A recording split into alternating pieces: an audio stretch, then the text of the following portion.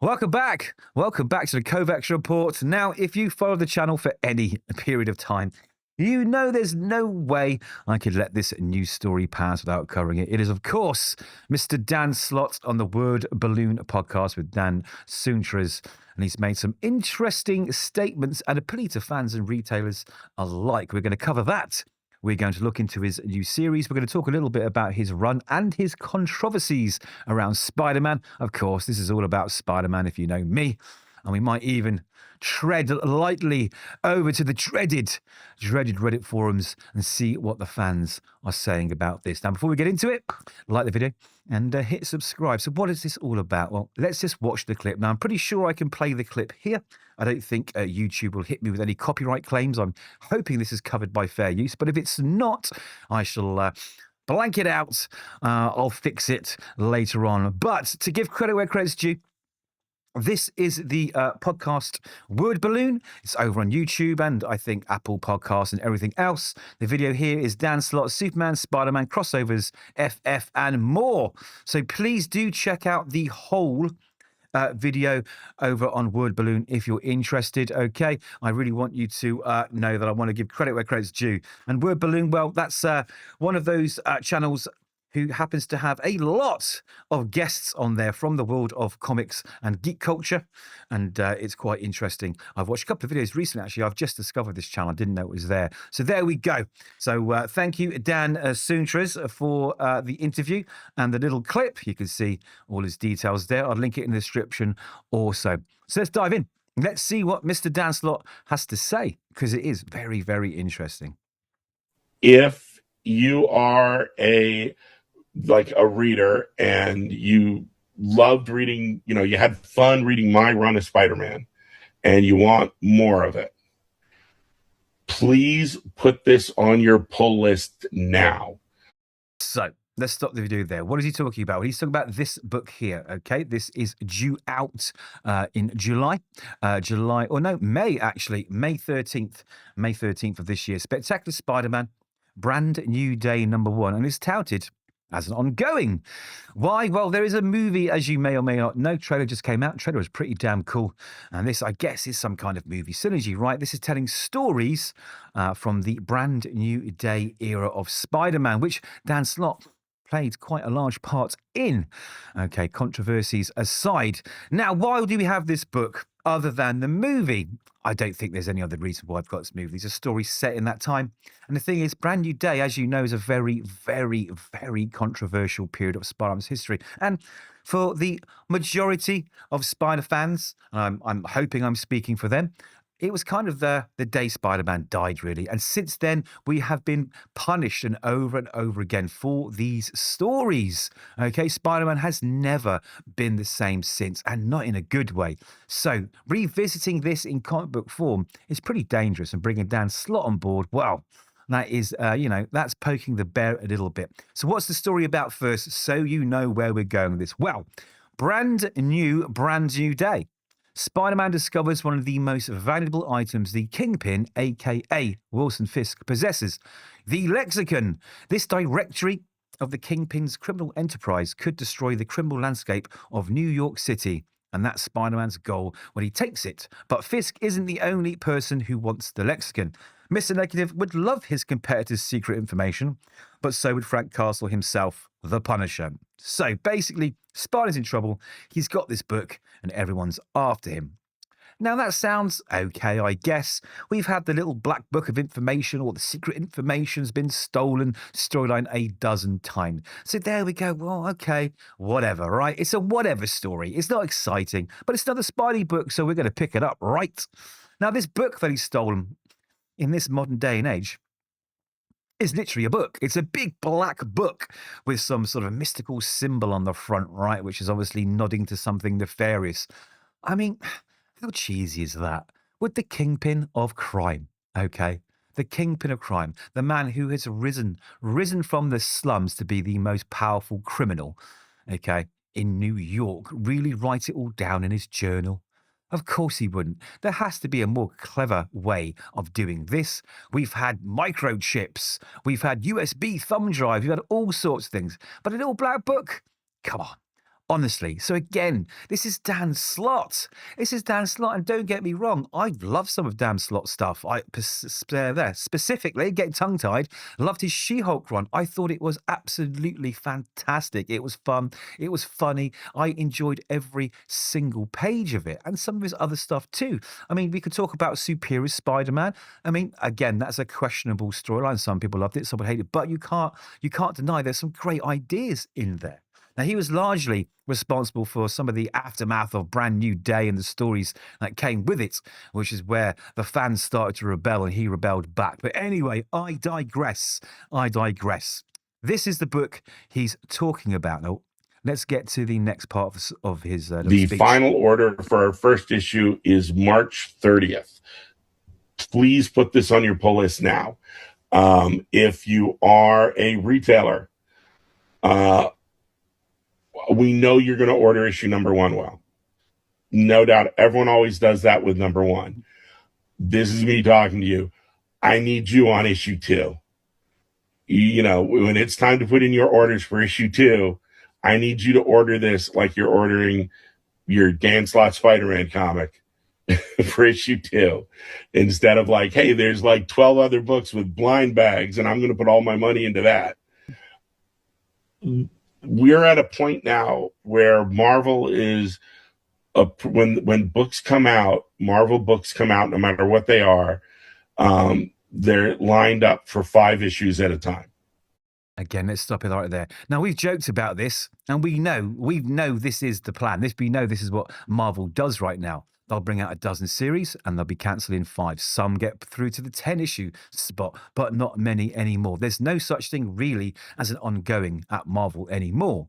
Not really. Let's be honest. Look at all of the books that you're reading right now. Most of them, if not all of them, they've been relaunched a dozen times, right? They've been relaunched over and over again, sometimes with the same creative team or the same writer on the book. It's all to get that number 1 sales boost. And of course, they've compounded on that with variants, with blind bags, with sketch covers and all the other gimmicks that come along with it, right? And that's fine. That's fine. But what happens is that they've created a speculator market over a reader's market. And these speculators, they go out, they lap up these number 1s, they inflate the sales of number 1, which gives you a false sense of how the book's really doing.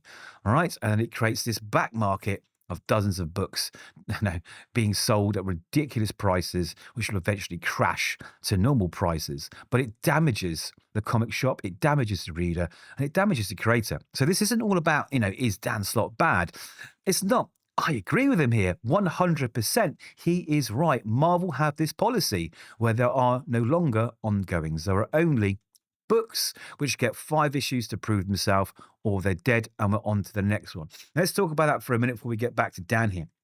If you look at the Imperial event, which again, through the sort of hyperbolic media and press releases Marvel puts out, this was going to be a universe-changing event. And I guess inside the book, it was. Inside that event, it was. And of course, we had spin-offs. We had She-Hulk, we had Nova, we had Imperial Guardians, which has been cancelled before the first issue has even been published. And all the other books that have spun out of Imperial have also been cancelled. They've all got 5 issues, except for Nova. Okay. And the irony with Nova is that it was actually really, really good.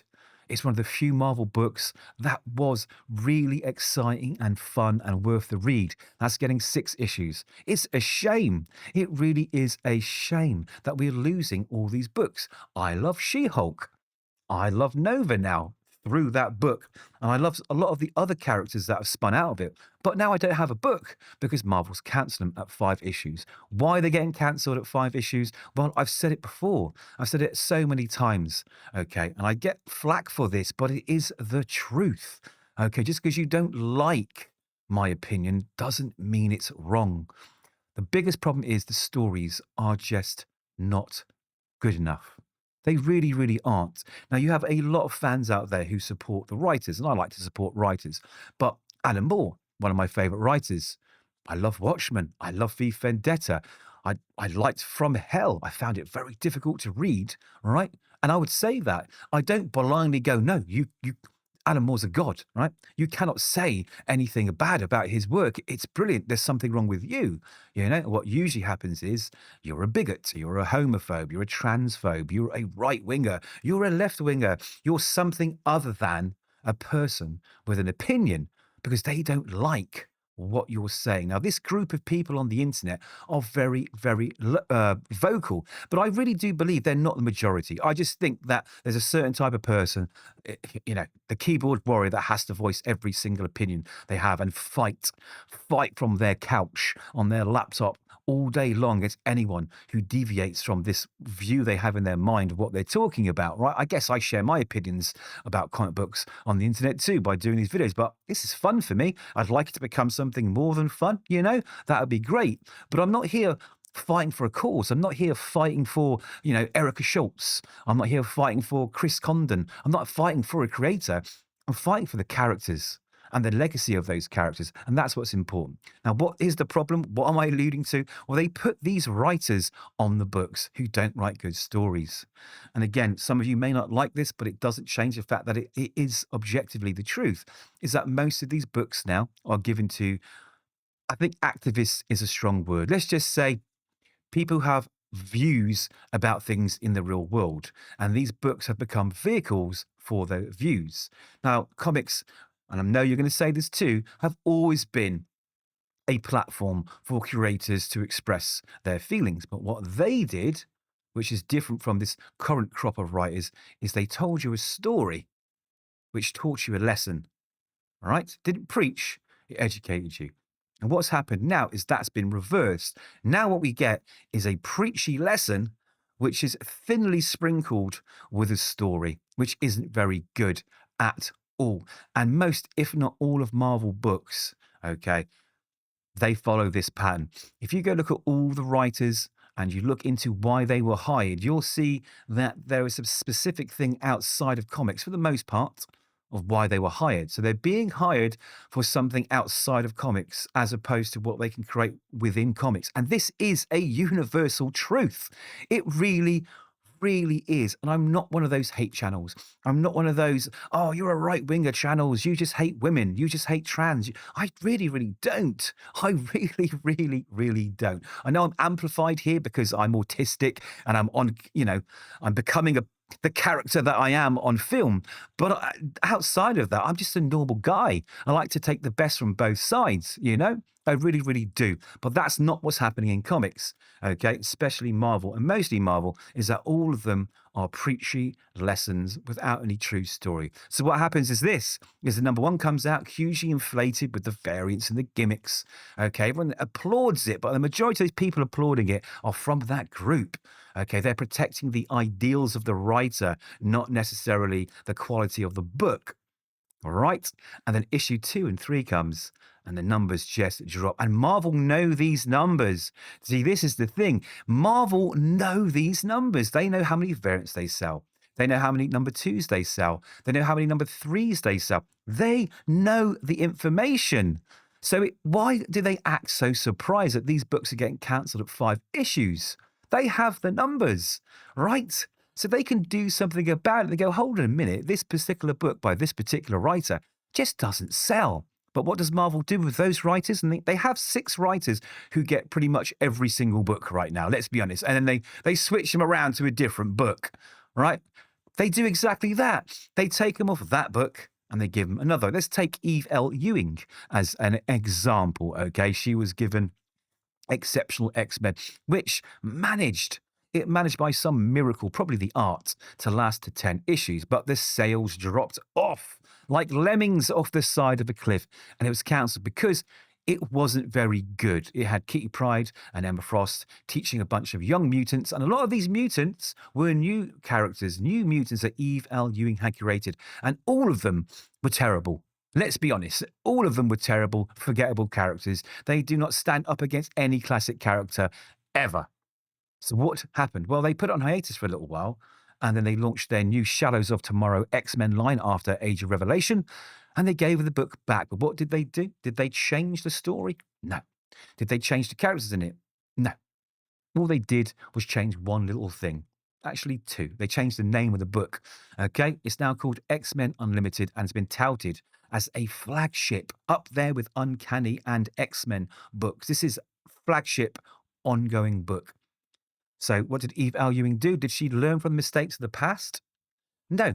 We've got Emma Frost, Kitty Pryde, and a young gang of mutants. And we've got a selection of the same characters from the exceptional X-Men with a splattering of new characters and a splattering of classic Marvel characters like Wolverine, X-23, and Cyclops. But what they've done is they've made Wolverine and they've made Cyclops side characters.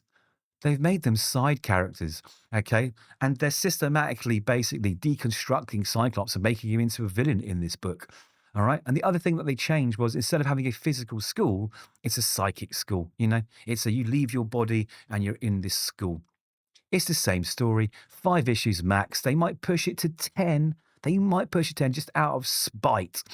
But this is the problem. Marvel don't learn. Even though they have all the information, all the analytics, all the demographic data, they still keep repeating the same thing over and over and over and over and over again. Like with Shadows of Tomorrow, Generation X-23. I fucking love Laura. I love X-23, but the book's terrible. And another thing about the books is the art seems to be bland and generic across almost all of their books. There seems to be something at Marvel where they've gone, right, we want all of our books to look the same, feel the same, okay, and preach the same. Why? Where's the diversity in the artists? I mean, Marvel preach diversity left, right, and center, right? That's one of their key things right now. But there's no diversity in the stories or the art. We've got 3 or 4 stories at the moment which are essentially the same. So what is happening at Marvel? Why do they continue producing stuff that fails in 5 issues? Because like I say, they know it's going to fail in 5 issues. Why not get some new writers? Yes, get some new artists. Why not get some new editors who genuinely care about the characters and the future of those characters? And also maybe take on some of the criticism from the, level-headed fans and maybe pander a little bit to the fans here and there, but still do what you want to do with the characters. After all, they are your characters. Well, they're ours too, but, legally they're yours, right? They're ours in our hearts and they're yours in the copyright office, right? The thing is, Marvel don't do that either. They pander to the wrong groups. They pander to that very, very vocal minority of people who like to argue on the internet. And that's not a political statement. I'm just saying where they are. They're on the internet and they're loud and they drown out people like me before I made a YouTube channel. And that's what's happening. That's why we have 5 issues or 10 issues max. Marvel do not want to do ongoing series. And that results in the retailers suffering because they buy big on that number 1, right? And often you have to buy sort of bigger numbers of number 2 than they normally would, and number 3, or if they don't have to, then great. But then those books are dead. Those books are dead. And I used to run a comic book store. If issue 1 wasn't very good, bear in mind, when you order comic books, you order them 2 months in advance. So in January, I'm having to pay for March's books, right? Remember that. Up front for a lot of comic book accounts with Diamond, when Diamond was the thing. And what would happen is that they'd order number 1, it would be terrible, and they would go, oh yeah, I'm cancelling number 2 and 3. Now I'm left with those books. They're not returnable. So that's hurting me as a shop. And what I do going forward is I get stung a certain number of times because I can't sell those books. And I think, okay, let's see what's going on. New books get announced, and I go, actually, well, I don't think I'm going to invest in those. I'm not going to put them on the shelf because I don't know if they're going to sell past issue number 1. And now you've got the same thing here. I don't know if they're going to sell past issue 2, 3, or even get to 5. So it hurts the retailers, hurts the fans too, because they get a cool character that they love, this brand new book, and they get a terrible story and the book gets cancelled after 5 issues. There's no investment.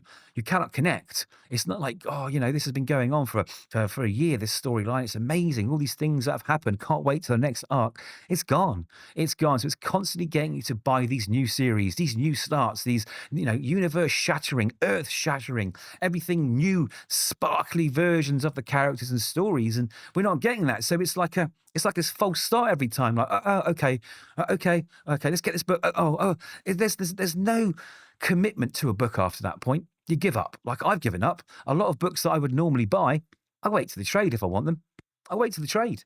Because why? Why bother? Why bother buying these single issues every month? If I'm not sure the story's going to be any good, the trade come out. I've had 5 issues, I've had 5 reviews of each issue out there. Now I know whether or not I should spend the money, because comics aren't cheap anymore, right? They are expensive. Let's be honest. So we are making more informed decisions, especially with the way the world is. Everyone is, I guess, a lot worse off for the most part. So being careful with these luxuries, because that's what they are. They've gone from being a disposable throwaway thing for the people of all sort of financial statuses to a luxury that only a certain group can afford. So we expect bang for our buck, and we're just not getting it. Now, how does it hurt the creators? Well, they get given a book, okay? And they're told, make it work, or it's getting cancelled in 5.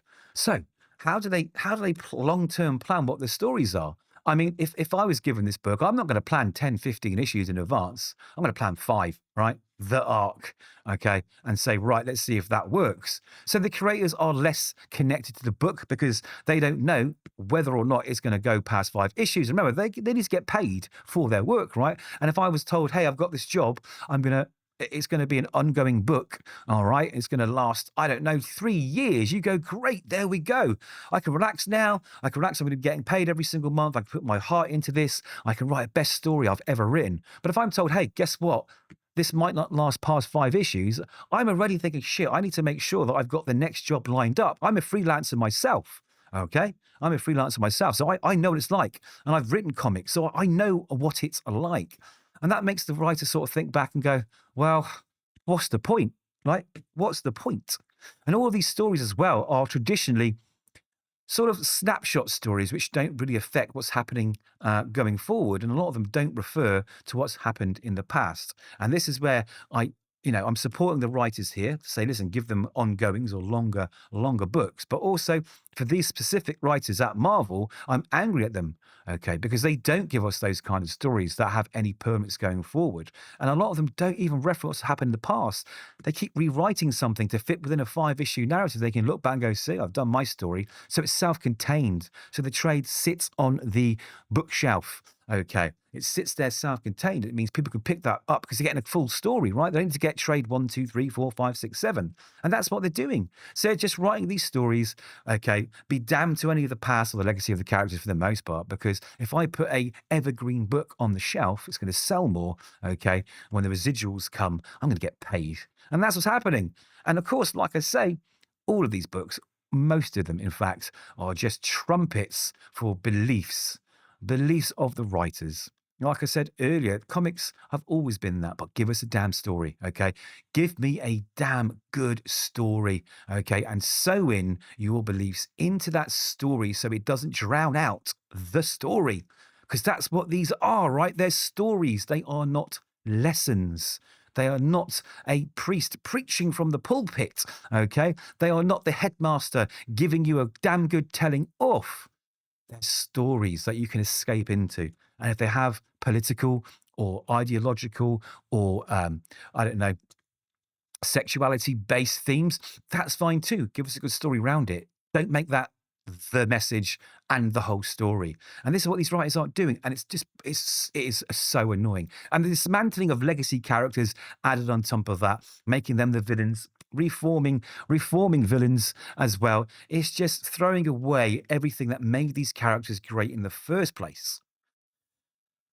There's so much to say about this. It's been on my mind quite a lot. So we've had the art being turned into this generic preteen slop. I mean, if you go and look at the Venom book right now, I mean, in your head, you think of Venom, you think of that vicious, horrible black blob killer with those giant teeth, blood and slop and spit coming off him. That really terrifying creature. You go look at him now, he looks like a teddy bear, right? He looks like an absolute teddy bear you want to cuddle.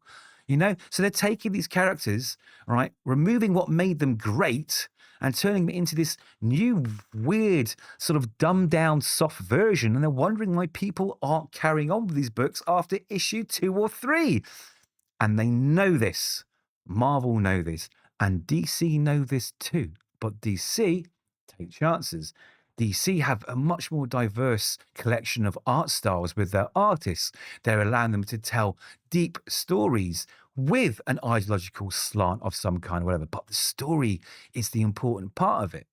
Okay, they are taking great leaps forward in not adhering to this weird 5-issue miniseries thing. Of course, they're guilty for this sometimes, but if you look at on the whole, at most of DC's books, they've been going a while, right? And they only really kill a book when it's really not doing bad. There's some books that are still going, which, in my opinion, aren't brilliant books, but they're into issue 50 or issue 80 because they have faith in the characters. And it's had the same writer on it for that long. And it hasn't been rebooted 4 or 5 times. Marvel is all about the short term and all about the Marvel synergy, which is why we have Mr. Dan Slott here. Now, he has been embroiled in lots of controversy over the Brand New Day stories from way back. We're going to look through a few of them in a minute. And he damn well knows this. And he knows that this book being connected to that period of Spider-Man, which he was part of and caused so much controversy, and knowing it's connected to a movie. He knows all this going in, and he knows what's against him, which is why you find him on here literally begging for us to pick up the book. He's begging retailers to order the book. He's begging the customers to read the book because he knows this is probably going to be dead. And that's sad. That's sad that he's confirming that Marvel's policy is 5 or die, right? Okay. It doesn't put him in a good place. Doesn't give him a lot of faith of the story that he's writing because it's going to be done in a few months. He's off to the next job, right? It's a sad state of affairs. Now, listen, I know lots of writers come onto podcasts and say, hey, buy my book. Don't forget to order it. But it's a much different thing. It's more excitement. It's like, great, I've got this new book. It's so cool. Don't forget to order it. This here is like, please order it. Otherwise, it's going to be cancelled. It's really sad state of affairs for comics. And this is part of the reason why Marvel isn't getting the good writers too, because they've alienated all the good writers with a lack of, decent page rates. They've alienated a lot of these creators by just messing them over. They've alienated them by the reputation that they've garnered with the terrible stories. And who wants to do that? Who wants to work with that? No one. Nobody does. That's why the likes of Brubaker, who've done their time, they've done their time on Daredevil and Captain America, did some incredible work. They've moved on. They don't want to be part of what Marvel is right now. No way. And plus, they've done those characters, right? So I get it. It's a big problem, and Marvel isn't changing any of it. It's all about creating a vehicle for a movie. And Dan Slott knows this. And what that means is, if you don't support the issue 2s and 3s, these books will go away by issue 5. Interesting, right? You are... There we go. So we've been joking about this in the videos, going, oh, no, it's not going to last 5 issues. And we've known this has been Marvel's policy for a long time, but having a creator actually come out and admit, literally, that the big bosses have told me, right, you need to order this book or it's dead in 5. That's damning. That's damning. Now, whose fault is it? Well, it's C.B. Cebulski's fault. It's Nick Lowe's fault. It's a lot of the editors and the higher up management in Marvel. Because what they've decided to do is that they want to have a comic book company which only parrots their own personal beliefs. That's a simple fact. Okay, now Marvel is Marvel, and it is parroted beliefs all the way through. But you used to get a diversity in opinion on things in some of the books as well. It was kind of balanced, I would say, from what I've read over the years and picked up. But now it's very, very, very heavy one side. It doesn't allow room for thought or opinion, and it almost like this is a way to indoctrinate or pander to a specific audience. And again, I'm not talking about anything political here. I'm talking about a certain type of reader who is very, very vocal. Very vocal. Now, I've been reading comics since I was a child, right? I'm 51 now, and I've barely ever gone on the internet and started writing about how I felt about comics until I started this YouTube channel. And that was a reaction to that audience because I was fed up with people listening to this small bunch of keyboard warriors who want to destroy everything for everyone else because they don't like it. Right. And that means everyone else has to change their mind and follow this, I don't know, bullshit agenda that some stranger behind a keyboard across the world's decided is the right way to go forward. And that's not true. Comics are for everyone. There should be comics for everyone. Everyone from every single part of the world, right? From every single section of the world or minority or majority of the world. There should be comics for everybody. I totally agree. But they should be good comics, especially coming from Marvel. DC right now are killing it. The absolute line, whether you like it or not, Well, it's doing big numbers. They've just had, again, I'm repeating some of the things I've said in another video. They've just had a relaunch of 3 new books, and they were all really, really good. Really good. Like, really good. Marvel doesn't do that. Marvel puts out 5, 6, 7 books of X-Men books. Then they put 3 mainline X-Men books, and now you've got 12 X-Men books. And you know that 10 of them are being cancelled in 5 issues. They did put the Century #1 out recently, and I think you could genuinely see that Paul Jenkins was free of the shackles of editorial there. I think he might have said, listen, I'm going to write my story or I'm not writing a story. I think they went, fair enough, welcome home. And that's why we got a really good story. It was dark. It was interesting, and I was hooked by issue #1. That doesn't happen very often with Marvel books right now because the editorial is a boot on the neck of creators. It really, really is. And those editors have a boot on their neck, which is the upper management. Again, CB, Cebulski, and like. And that's the problem. That's the problem. Those people who may have been sort of reactive to fans in a positive way years ago, well, they're not anymore. They're saying, this is our Marvel, and you will lap it up whether you like it or not. And Tom Brevoort's pretty much said that in a recent interview too. He really has. There's a lot of rage baiting going on. And Dan Slott, although he's written some great runs, I'm not sure I mentioned it earlier, but his She-Hulk run for me was incredible. I loved it. It was funny. It was slick. The art was nice.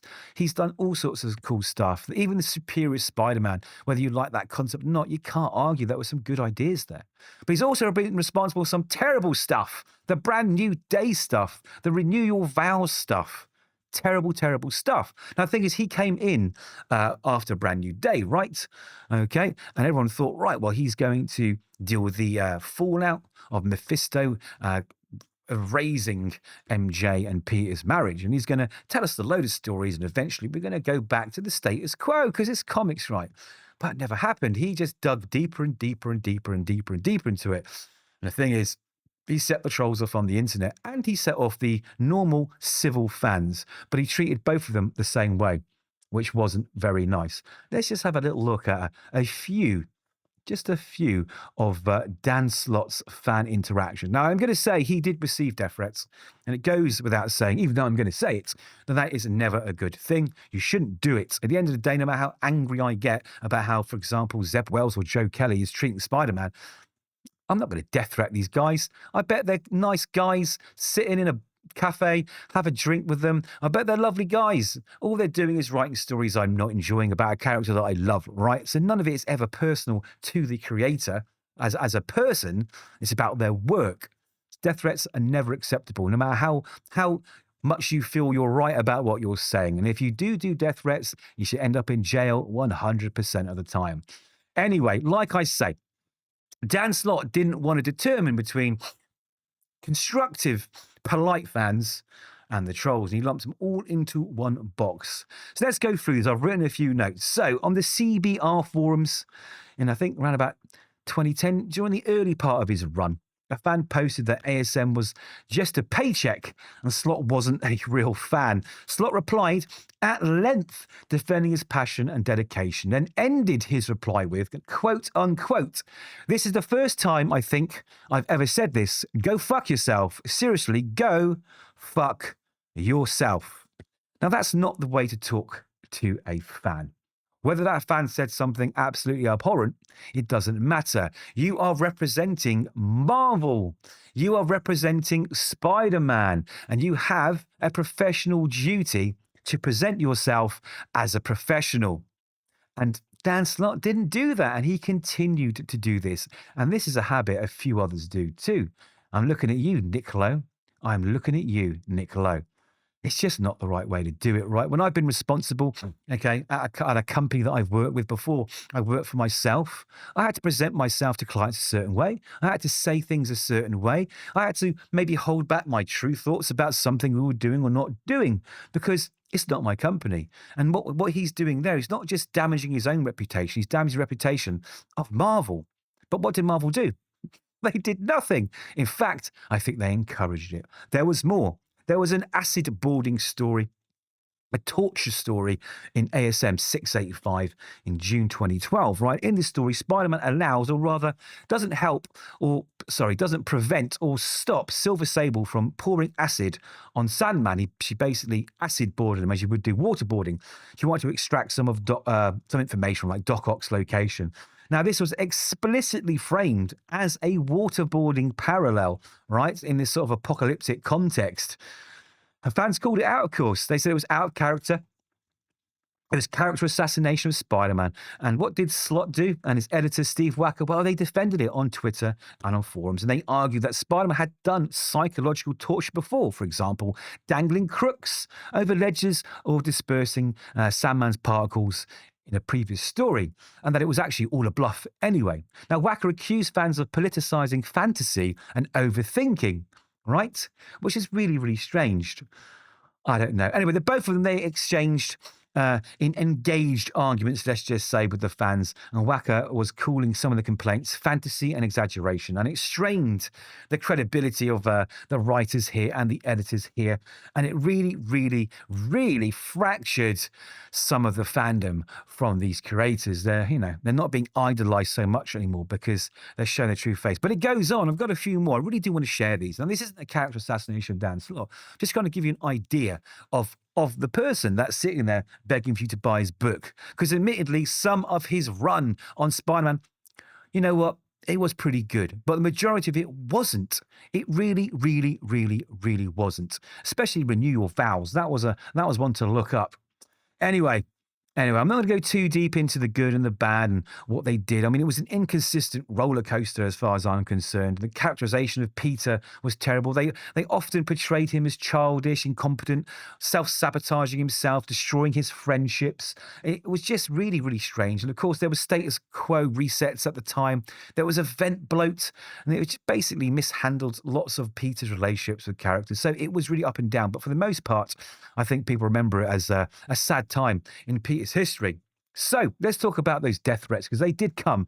I think this was after the ASM 700 celebratory issue, which is funny because we are getting very close to the 1000th issue. So it goes to show just how long Spider-Man is being dismantled in the worst possible way. So December 2012, the issue where Peter Parker dies, which was a mind swap with Doc Ock, and Superior Spider-Man began. Well, this sparked massive outrage, of course. Doc Ock as Spider-Man? How dare you do that? Oh, well, they've just done it again with Norman Osborn, right? Anyway, fans sent death threats, violence threats, and vulgar abuse across Twitter and I guess all the forums. Now, Slott blacked out his profile photo and background, updated his bio too. Death threats and threats of violence are being reported. Insults and vulgarity are being blocked. Not criticism. Please be civil. Thank you. Now, I agree with that, right? You should not, as a creator, have to put up with any of that. But of course, you should expect criticism. Anything that's created is going to be criticized. I've done it with my own writing. I get it with these videos, so you should expect that. And how do you deal with it?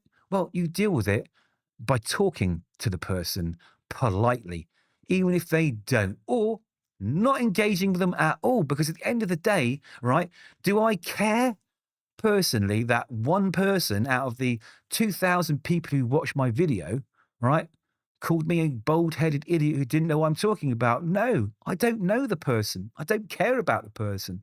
I care about the 1,999 people who watched my video, and said, hey, thanks, I really enjoyed this, or added to the conversation, or said, hey, I don't agree with what you said. Here's my opinion. What do you think about that? And we get into a conversation like sitting around the comic book store. You know what I mean? That's what that's what I care about. I care about it. And again, all these videos are my opinion. The whole point of this is my opinion. You either like it or you don't. But we can always discuss it in a civil manner. This is not what Dan Slott does. So I think that heightened these idiots to go and do these death threats. Again, I agree with Dan Slott here. It's unacceptable. But then don't engage. Every time you get one, report it to the cops.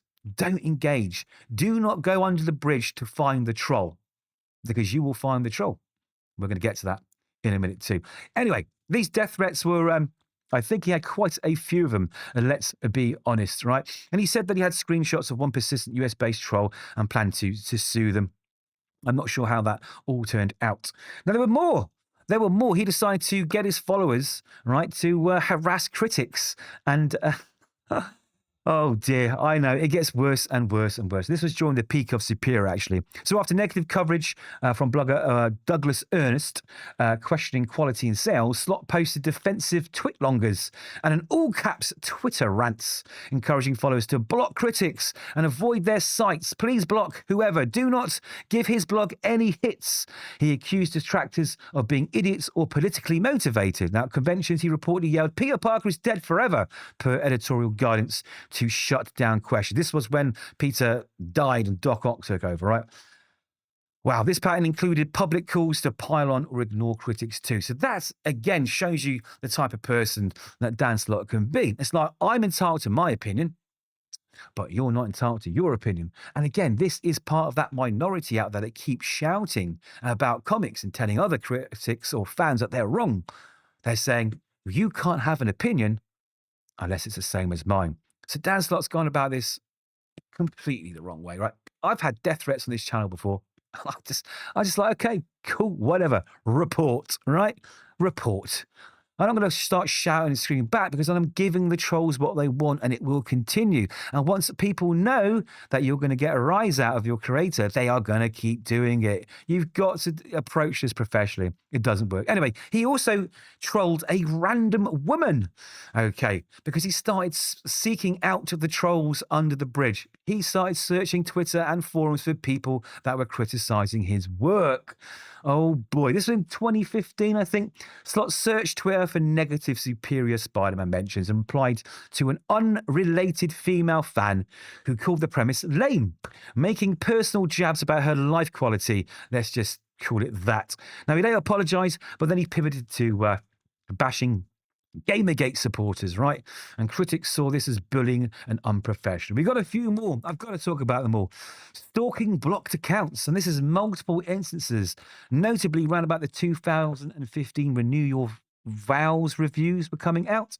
So Slott routinely blocked critics, including Douglas Ernst and Twitter user Dr. Bizarre, but monitored their activity anyway. So he blocked them and still watched them. Now, after Ernest posted a negative review criticizing Peter's characterization and the divorce plot in Renew Your Vows, Slott saw a link from the blocked account, read the blog at 1 a.m. and tweeted implying the two were the same crazy person, creating dummy accounts solely to hate him, rallying fans for sympathy, retweets, while claiming no personal hate existed in the posts.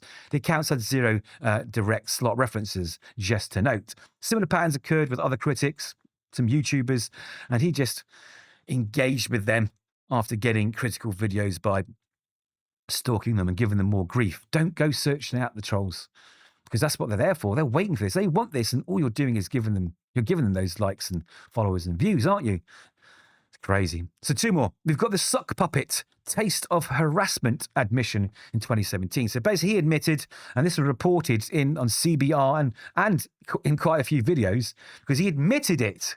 He admitted it, that he created fake accounts to impersonate another person or fan to interact with and harass a persistent critic, explicitly to give him a taste of his own medicine. Crazy.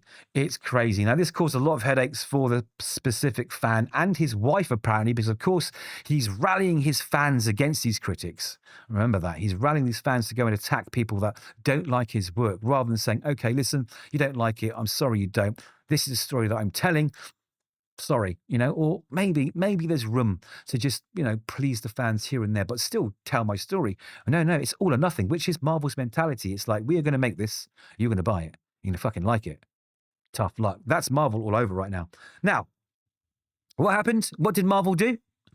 Nothing. In fact, they encouraged it. Yeah, that's what they did. They encouraged it pretty much. The last one on the list was he basically got very, very political. He brought up marginalized communities, people of color, LGBTQ, started calling people bigots and transphobes and all that other stuff. Your classic virtue signaler, where he has no defense of what's being said. And he has to revert to basically trying to blacken the fan or critic's name or, their public personality as well. So that's the thing that these people do as well.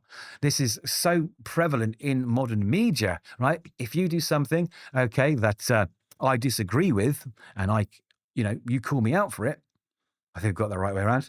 Let's start again. If a creator does something and I call him out for it, rather than address the issues that I'm having with what he's doing or just being ignored, what he has to do is he has to make me look like the bad person. So what he'll do with his huge fan base is say, well, this person's sexist, he's a misogynist, this person's a right winger, this person's a left winger, this person hates trans people.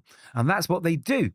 That's what they do. They weaponize their fan base against the critics. They make these people suffer from the online trolls, and they get cancelled rather than actually addressing what the person's talking about. It's a sad state of affairs, and it is the current state of affairs, and it's not going away. It's not going away. So this is Dan Slott. So let's go back to this video. Do I feel sympathy for him? Yes. I do. I'll be honest. I do feel a bit of sympathy for him because at the end of the day, he has written some great books. You know, he's a working professional and he's having to beg. He's having to beg for people to read his book. He's having to beg for the shops to pick up the books. Scott Snyder doesn't have to do that. Did I mention that earlier? Scott Snyder can go out there and rally the troops because they know they're getting a decent story if you're a Scott Snyder fan. You're right. He knows his book's going to last more than 5 issues. And it's not like, I need the sales. Please buy my book. It's like, come on, boys, let's go enjoy this story together. Where Dan Slott is saying, buy it or lose it. That's where I have sympathy with him. Outside of that, I don't have sympathy with him. I think he's partly responsible for the state of this problem right now. He wrote a ton of stuff which wasn't very good. He was terrible to fans. Okay, he created this environment where Marvel basically don't punish creators for being unprofessional, talking to fans that way. He's part of the problem. He is part of this problem. That's why we have this problem now. Writing stories that fans don't want, okay, or don't like, and then doubling down, not learning from that mistake is precisely why we're in this mess right now. Now, Spectacular Spider-Man Brand New Day, that is out May the 13th. Of course, Dan Slott and Marcus Toe. These stories, which are set in the Brand New Day time frame, obviously are to support the fact there's a movie out there, right? But we might get a good story, we might not. But what we're not going to get is an ongoing series. That's one thing we're not going to get. Right, let's finish up the video by taking a little peek at the Reddit. Yeah, I know. Get your surgical gloves on and your masks. I don't know what's going to happen. So I just opened this up. I've not selected any comments whatsoever. It's set to show the best comments. Let's see. Let's see what happens. Okay, the first one's not about Spider-Man, but we'll read it. I bailed on Marvel when I couldn't keep up with or figure out the Krakoa X-Men run. I bailed it halfway through and don't think I've read another book there. I love a lot of the characters too. Okay, next one. It's hard hearing that. I think they're referring to Dan Slott because I want Marvel to succeed. So do I. I'm also not new to this and know that Marvel and DC go in cycles. However, I do think the first step to getting Marvel back on track is to make some shake-ups on the editorial staff. Yes, very true. The ideas are tired. Yes, this scheme is tired and the fans are tired. The constant relaunches, Fantastic Four, Incredible Infernal Hulk, and the soft relaunch into a mini back to an ongoing Amazing X-Men, Unbreakable X-Men needs to stop. Yes, this is very, very true. We've highlighted that in the video already. We're tired. The fans are tired of this. It's in ever-decreasing circles, isn't it? It's the same thing over and over and over and over again. We are trapped in this cycle of bullshit, basically. We're not getting any good stories out of it. And yes, it's all about the management. It's all about the editorial. They are the problem. Now, I'm going to throw a little interesting thought out there about some of these writers, which I don't enjoy. I sometimes wonder, are they just, using comics for their beliefs and nothing else? Or are they being shackled by the editors? Could they, if they're allowed to write whatever they want, tell a good story? Now, that's what I'd like to see. That's what I like to see. But I think for the most part, these creators, they just want you to know what they think. And that is it. So Nova randomly getting 6 issues. What the fuck? It's like Marvel doesn't want my money. Now, we mentioned this earlier again, the Imperial thing. All the books have been cancelled. Nova got 6, I guess because it was a 6-issue story. And the thing is, it was the best book. The Nova story was fantastic. It was fun. I was looking forward to it every single month. And it's getting killed off. And this is what upsets me. It's like, we finally get a good book, right? But because they're cancelling the whole line, the good book gets chopped. They don't go, do you know what? We'll throw these things out. Whatever gets the most bites, we continue that. Isn't that the way to do it? If you're at a sandwich shop and you have 6 flavors and 2 sell a lot, right? Right? You pick those 2 flavors and you sell a lot of them. And you go, right, well, let's see. Those 4 didn't sell. Here's another 2 flavors to try, right? Another 4 flavors to apply. And you find out one of those does really well. Well, you drop the other 2 and now you've got 3 bestsellers. Marvel's not doing this. I mean, you've got the Ultimates there, who again have an absolute rabid fan base for Dennis Camp because they believe in Dennis Camp's views outside of the comics. That's the problem with the book. The story is shite. It really is long drawn out. There's nothing really connecting it, but each issue is a separate thing that Dennis Camp wants to talk about. But these very vocal fans, they go in there and they attack you because you don't like it, because they love Dennis Camp. They love the fact that he gets his placard and, and goes out there and protests X, Y, and Z. They love his view on this thing and that thing. And that's why they support him. That's why they support him. If you strip all that back and you knew nothing about Dennis Camp, you probably might have a more subjective view of the book. You might go, okay, I like what, the views of this writer, but the story's a bit shit. And that's all the thing that I talk about. I'm not talking about the views that are being expressed. I'm talking about the story that holds the views together. Ultimates is a prime example. And that has catapulted him to stardom now. Everybody wants a piece of Dennis Camp. He can do no wrong. And that's more about the creators than the story, remember? It's about the creator. The fan is the fan of the creator here, not really the story. So they'll follow him doing whatever he does. And what happens is that these very, very, very rabid fan base creators, they're getting all the books. So now what we've had is we've had 10 years of this type of creator, okay, indoctrinating these fans into wanting more of the same slop. And that's what's happening now. I know comics is quite a diverse age group, I think, but Marvel's books, if you look at the way they've dumbed down the art, so it all looks the same, the dialogue is really, again, dumbed down so any idiot can read it. It's kind of aimed at that sort of generation, what is it?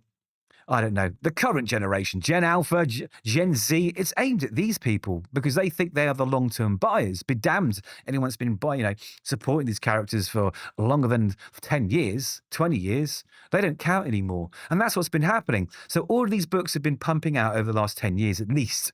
So these new readers come in and they go, well, this is the standard, right? This is the standard. So when these terrible books come out, they go, well, no, this is good because this is what I'm used to. They've got people used to crap books. So when new crap books come out, they can't see past the fact that the book isn't actually that good because they didn't read any of the previous stuff, some of the greats. Well, a lot of them don't, let's be honest, right? A lot of them don't. That's why people like Dennis Camp, who is an activist, he is an activist. Again, downwrote the video, I don't care. It is the truth. He's an activist, and the Ultimates is his activist manifesto, page by page by page by page, and there is a light sprinkling of a story on top. That's the problem. Reverse that. Have your manifesto as part of the story. Please, please, please, please. But all the books are going this way. For Marvel, all of them. You go to DC, it's a bit different. Okay, they have a huge range of books, huge range of stories, a huge range of ideologies, a huge range of opinions, and a huge range of really good stories. Crikey. Next up, Marvel has succumbed to the #1 mentality, needing to reboot existing series back to #1, seemingly at a rate of every 1 to 3 years. It's less than that now. And that makes little sense today. Like I say, it's every 5 issues. I mean, let's think about Steve Orlando's Scarlet Witch. We've had, how many volumes of that have we had with Scarlet the Witch being written by Steve Orlando? Are we up to the fourth rebranding of the book? It's crazy. It's crazy, crazy. The quick trigger mentality needs to go. Yes, Dave, it absolutely does. Next person, so many horrible Marvel books on the shelves now. Let me just stop a minute. So I'm on r/comic books, right, which is a big comic book Reddit subreddit, right? And usually when I go in and pick up a specific book that's come out, anyone talking like I'm talking usually gets shot down quite a lot. It's really interesting here that all these comments are like, yes, actually, we're tired of this. We don't want 5-issue series. Now, not a lot of people go into those chats and say, actually, I don't like this book because of XYZ, because they get absolutely destroyed. That vocal minorities in there. But here, it seems to me that a lot of people are actually genuinely speaking their mind, and it's good to see. Because you know what? If everything is agreed, nothing evolves, right? This is the whole point. Criticism helps us evolve. Like, you're doing that wrong. Well, show me how to do it better. Oh, wow. I have learned to do it a better way. I have evolved. But it just seems that Marvel want to keep books in that one little spot in time. It's so bizarre. Anyway, so many horrible Marvel books on the shelves now, just like a glut of books that just aren't that great. The majority of my pull is DC. And even then, I think DC has a lot of books on the shelves. They do. But Marvel, too many books and not enough story. There we go. See, so it's not just me. Via CB Cebulski, start with that. Yes. And then Nick Lowe. I'm looking at you, Nick Lowe. I tell you what, Nick Lowe, why don't you come and have a little interview and tell me all about Spider-Man, why you think what's going on with Spider-Man is good, and try and convince me otherwise. And I'll be open. I will not be combative. I will not be rude. I'd love to hear your side, okay, about this whole Spider-Man thing, because it's huge. It's a huge thing. Spider-Man is a flagship, if not the flagship character for Marvel, in my opinion. Why don't you come on one of these channels, maybe go to someone more experienced than me, but someone that will ask you the hard questions, okay, and just talk to us, all right? Talk to us. Let us know what you think. Let us know why things are this way, really, truly. And let us know if we should basically continue reading Spider-Man or not, because a lot of us are only picking it up because we love the character and we're completionists, okay? Or we don't want to miss something, even if it's terrible. Anyway, CB Cebulski, he's done his thing. He needs to move on. He's not the only one. There are many, many editors in there that are causing this problem. Next up is Fancy Cassowary. Okay, it's not our fault that Marvel has abused us with their constant renumbering, giving us good jumping off points, and have little faith in the sustainability of their product due to said constant renumbering. I'll stop this one there. I've been saying this a lot, actually, and I'm really glad someone else is mirroring what I'm thinking. Every time I hear this new #1 is a great jumping on point, it's equally a perfect jumping off point, because you've invested in one issue, you've seen the art, you've seen the dialogue and the feel of the book. You know whether you really want to read the next issue, right? Really, right? Especially if you're a new reader, right? And again, remember, comics are a luxury. I think I mentioned that earlier too. They are a luxury. They're not that throwaway, everyone can afford them thing anymore. They are a luxury. They cost a lot of money. And investing in a book, okay, well, that's a big decision when you're a comic book collector, because you've got quite a few books you want, right? So this is brilliant. And this is what I've been saying. This is part of the reason why, once you put aside the variants and the blind bags and all that stuff with a new #1, why #2 drops so rapidly too? It's not just because of those variant covers that are being bought or not being bought for issue 2. It's because they've read the first issue and they don't like it. The next one for me is Daredevil. He's in my top 3 Marvel characters of all time. We've got Spidey, we've got Daredevil, and I've forgotten my 3rd favorite character, but it doesn't really matter right now, right? The fact of the matter is Daredevil's a big one. We've had a long run from Saladin Ahmed, which has arguably not been very good, really, let's be honest. And they put Stephanie Phillips on it, okay? And Lee Garber. Lee Garber is an incredible artist. It looks beautiful. But Stephanie Phillips, again, is one of those creators who may or may not have had dozens of books cancelled at 5 issues. You know, so why are you entrusting a book as big as Daredevil with someone whose track record doesn't really live up to scratch? Really does it? And I know there's a lot of people out there that are very unhappy about it. And of course, there's a lot of people defending it too. Now, the proof will be in the pudding with issue number 1, because you will know by issue number 1 where that book's going to be going, because Stephanie Phillips' books, or rather her superhero books, they all kind of follow the same kind of pattern. They all have the same kind of feel. So I'm very worried about that book, but I'm going into it open-minded. But it will be a perfect jumping off point for me if it doesn't deliver. Anyway, moving on. This person continues with, who here honestly expects to buy a Marvel comic these days and see it last to issue 25? I certainly don't. This is the result of their own actions and the way they've treated their own consumers. It is. They can't then turn around and blame us for it, which they do. They also need to improve their product, because right now it doesn't seem like a lot of effort is being put into certain areas of it. It says average writers, subpar art. True, we've discussed that. Compare an average Marvel book to a DC, and the difference is night and day. There's a reason Marvel is struggling, but it certainly is not the reader's fault. And that's the truth. It is not our fault. As much as you hear those vocal people tell someone they are the reason why something failed. For example, Starfleet Academy, right? I watched every single episode of it because I wanted to see if the noise was true or not, right? And I watched it, and it isn't a Star Trek show. It's Beverly Hills 90210 in space, right? Let's be honest, it isn't Star Trek. Now, Kurtzman himself went out and said this isn't a Star Trek show. This is about highlighting political views. So if the creator of the show takes a legacy, a franchise like that, and then tells you that this legacy franchise show isn't about the legacy and the franchise, it's about something entirely different, then that's not great, is it? And all the detractors came out and pointed out its obvious flaws and terrible stories. And how were they met? Well, they were told they were bigots, that they were racist, they were transphobes, they were sexist, they were misogynist. They didn't actually tackle any of the criticism itself. Didn't say the criticism was right or wrong for the most part. They just said, no, you don't like it because you hate black people, you hate trans people, you hate fat people, you just hate Star Trek, you're not a fan. And that's the problem. That's what's happening in comics, because they're putting creators just like Kurtzman into places where there's 30, 50, 60 years of legacy. And those creators are coming out and saying, I do not care about this character or this franchise.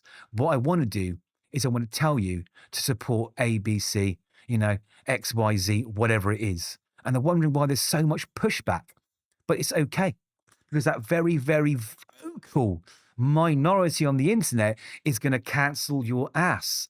They are going to get your job all messed up and get you fired. They're going to call you a PDF file. I think that's what you're supposed to say without, trying to get your video blocked, or a sexist or a criminal or a terrorist, or a Trump supporter or a leftist. Or right. It's anything but. Okay, that's your opinion. Fine. It's no. You are the problem. You're the reason why this has failed, right? This hasn't failed because the art wasn't good, the story wasn't good, the dialogue was terrible. No, none of that. That's not why this book failed. It failed because you hate people. You hate this specific group of people. It's just fucking ridiculous, right? And I'm going to get hate for even saying it. It's crazy. Marvel needs a modern day Jim Shooter, absolutely, to come in and clean house. We know, clean house. The House of Ideas definitely needs a spring clean. We don't need 20 X books a month, of course, which over half of them won't even last. Half. 97% of them won't last.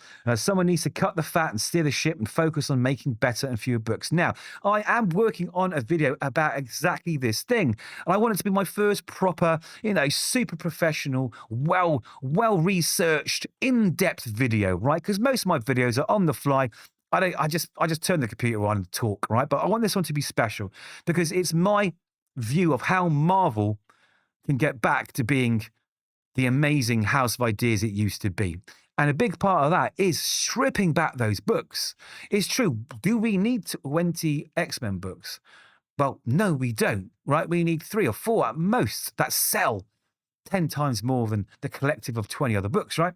Do we need 10 Spider books? No. Do we need 14 Wolverines? No, we could do with 2. We don't need so much bloat. None of these books last. And each time you launch a series and you break our trust, we're not going to trust the next series you drop. So in that sort of video, the idea of the video is I'm going to actually show you what I believe the whole line should be, how it should work, how events should work, and talk about a few other things. But it starts here. It starts stripping back to the classic characters. Marvel's mentality of, right, okay, we need a black character. Okay, we got a black character. Have we got a gay character? Yes. Okay, hold on a minute. Have we got a trans character? Yes. Okay, have we got a character has a different shaped body? Yeah, we've got one of those. What about a character who is this nationality, this sexuality, this, that, and the other? And that's cool. Have those characters. Have them in the books. Have them in the big main books. So you see that character. Okay, you see how that character's, carries whatever they carry with them is being affected by the things in the world they're in. Make them a prominent part of the story. But you don't need a character for every single type of thing because we just have 200 books a week, let alone a month, right? It's crazy. Strip it down. Strip it down. Get it down to the best characters, and then slip in some little series, test the waters, and if they're good, they go ongoing. Not 15 X books, all cancelled. Another 15 X books, all cancelled. Like have a huge Spider-Man event, for example, right? Let's pretend it's just Spider-Man. There's Spider-Man book. And in Spider-Man, there's a new character called Miles Morales, who's another Spider character. Well, I tell you what, test the water. Give them a little mini-series, all right? Give them a little mini-series, and if it sells, continue it. But then drop back just to that main Spider book, right? Just that main Spider book. Now, when you get to the point where you've got 2 Spider books, slow the hell down. You can say, well, hold on a minute, actually. It would be cool to have Spider-Man, this younger version of Spider-Man, Miles Morales, and Spider-Woman, right? Because then we've got some reputation there. There's only 3 spiders flying around the city. That's perfect. So now you've got 3 cool Spider-Man books, which will probably sell 10 times as much as the combined 15 Spider books that are going out there. Silk. Nobody wants Silk, right? Spider-Gwen, Spider this, Spider that, Spider-Boy, Simbi. Nobody wants them. Nobody actually went, Marvel, I wish you would do this book. So keep Spider-Man tight. Keep the Avengers tight. Keep all of these little officers like the X-Men tight. All right? And if you want to bring a character in, bring it into the main book and keep him there or her or whatever for a while until fans going, God damn it, where's this character's own book? Then say, right, we are going to do a 5-issue series only and put that 5-issue book out and go back to the main book. Maybe a few months later, pull someone else out of the main storyline, give them their own book, but then get rid of it. Pop them back in the book or they move on, whatever. You're keeping these lines nice and tight. And then the miniseries matter. They matter. They're explorations of a character that you're following in the other book. So now you're buying 2 books, right? Because you love the main book. You love the character in the main book. And you want to buy the mini because it gives you more of that character you like from the main book. And that's not what they're doing. They're pulling out all these characters, giving books, cancelling them. And they're creating how many new characters in the X world. Like if you look at X-Men United and Exceptional X-Men, there's tons of new X-Men. There's every single day there's these new X characters and they're all virtue signals. That's all they are. They're one-dimensional and no one cares about them. None of them have the staying power of the real X-Men, as I like to call them. None of them do. But it's just a new number 1, right? None of them work. But again, it's all about condensing the line and being very, very, very careful with what miniseries that you do and being very careful with events. Very careful with the events too. But again, I'm going to try and cover it in that video. But Marvel Don't Listen, I think really is quantity over quality. So we'll do a few more. Hearing this is crazy, especially when you see DC surprisingly has an ongoing Catwoman run, now at 82 issues, and a Poison Ivy run, well going past 40 issues. This is a walking disaster from Marvel.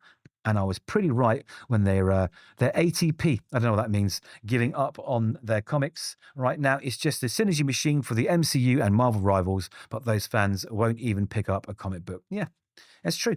That's part of the problem. Now, the interesting thing he says here, Catwoman and Poison Ivy are 2 of my favourite DC characters. And I loved Brubaker's run. on Catwoman. You know, I've read quite a few runs since, but our current ones, I'm not enjoying them. I'm not enjoying them. I'm really, really not enjoying them. But even though I'm not enjoying them, I don't think they're a great book. DC's still putting it out because they're a main character, right? They're a main character, and they're still continuing it. They're not rebooting it over and over again. They're not.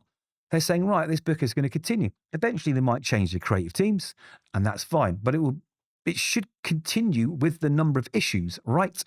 DC understand that it's not working for Marvel, even though Marvel know it's not working for Marvel. But if Marvel change something up, they have to admit they were wrong. And that's what they don't want to do. They do not want to admit that they're wrong because they think it opens the door to everyone else going, see, we told you. And that means we're right about this, and this. They just double down, honestly. So the industry is so doomed. Straight up destroyed their brands and characters for so long. This is simply not sustainable anymore. What's next? Question mark. Just cease publishing and license out. That's where this is heading, and fast. No, I don't think that. I don't think that will quite happen anytime soon. I mean, all of these characters are licensed out of the wazoo anyway, right? And they're not gonna cease publishing when they've got those giant billion-dollar movies to make. Not going to happen. But it does feel that way. It does feel that they turned up to some fan fiction writers group and said, write us some stories, you know, or they went to some kind of protest and said, anyone want to write a story? And that's how they got their writers. It really does. In fact, the irony is this is offensive to fan fiction writers because fan fiction writers are probably writing better stories right now than the majority of Marvel. Okay, let's see. I'm probably going to get crucified for this, and I know not everyone is like me, but I don't entirely hate the model of short, limited series. I don't like it for the creators, but I can only look at it from my point of view, and as someone who's found it harder to stay invested in longer runs consistently, it's easy for me to stay invested in 5-10 issue stories over long running comic runs. I'm sure this won't be a popular opinion, but this current model helps my shortening attention span as well as keeping me invested more often than not. I'm not saying I dislike longer runs. I love the Bagley Bendis Ultimate Spider-Man run. Yes. And the Brian Michael Bendis Alex Maleev Daredevil run. Holy run. I love that run. But on a consistent basis, I prefer shorter runs. Just my opinion, though. And that's a nice way of putting the point across. And you know what? It's fine because we're all different, right? But we're talking about the long-term survivability of comics here. Okay. And this 5-issue thing is definitely not sustainable. Now, I understand that actually, because sometimes I like a short season of something, right, on the TV, or I like a short mini series. For example, some of the Image books are only 5 or 6 issues, but they're incredible 5 or 6 issue stories, beginning, middle, and end, packed with brilliant storytelling and great art. So there is room for it, like I said, but it can't be that every ongoing ends up a 5-issue series, because I guarantee if the numbers are up, all of these 5-issue series would not be cancelled. They would still be going, right? Because they're making money, and they're not making money. And what they're doing is blaming the customer, because the customer is wrong. These books are failing, remember, because you are a bigot of some kind. You are a hater of some kind. You support a specific politician that we don't like. It's not because our stories are so out of character, poorly drawn. No.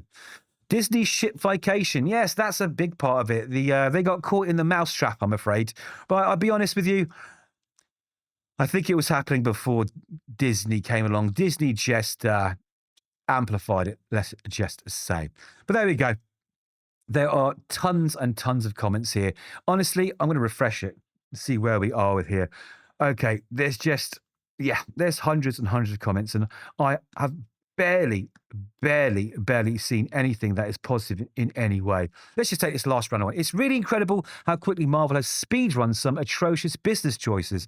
It's not like we have a comics industry crash in living memory where one of the primary causes was a sugar rush of new number ones to juice the numbers, mashing horrible structural promises. True. The cancelling, indefinite hiatus of Marvel Masterworks was the writing on the wall. That was terrible.